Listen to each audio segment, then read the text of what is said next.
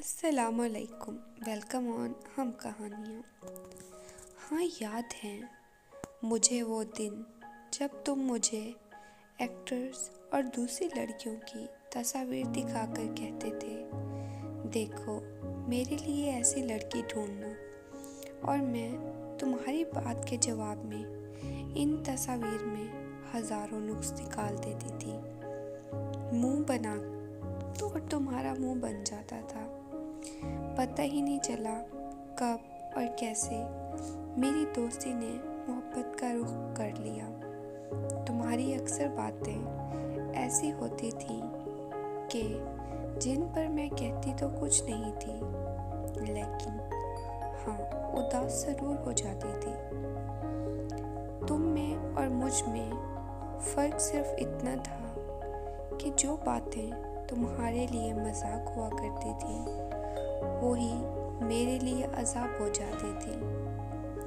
मैंने कभी इस बात का इजहार नहीं किया कि मैं तुम्हें पसंद करती हूँ, क्योंकि मुझे डर लगता था कि कहीं तुम मुझसे ये ना कहकर रिजेक्ट कर दो कि हम तो सिर्फ अच्छे दोस्त हैं।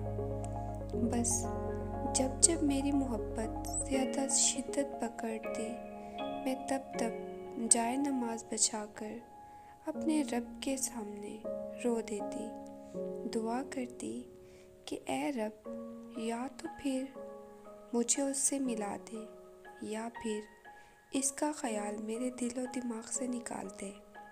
लेकिन किस्मत को तो कुछ और ही मंजूर था।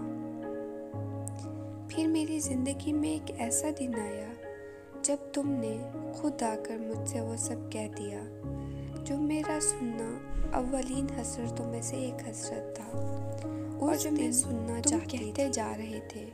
मुझे उन बातों पर यकीन नहीं आ रहा था जो मेरे कान मुझे सुना और आंखें दिखा रही थी। सब कुछ एक ख्वाब सा लग रहा था, एक हसीन ख्वाब।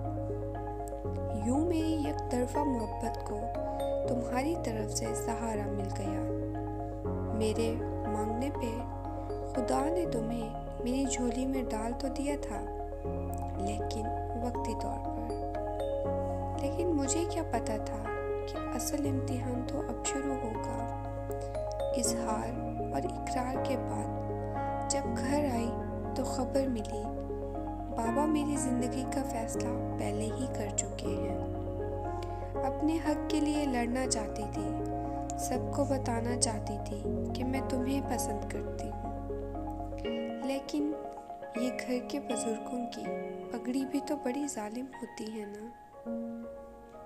मुझे तुमसे मोहब्बत तो थी ही नहीं कभी, मुझे तो तुमसे इश्क था, क्योंकि मुझे पता था कि तुम लाहासिल हो, और लाहासिल की तमन्ना को ही इश्क कहते हैं।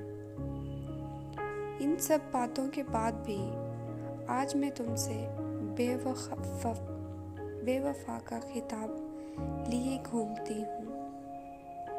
शुक्रिया।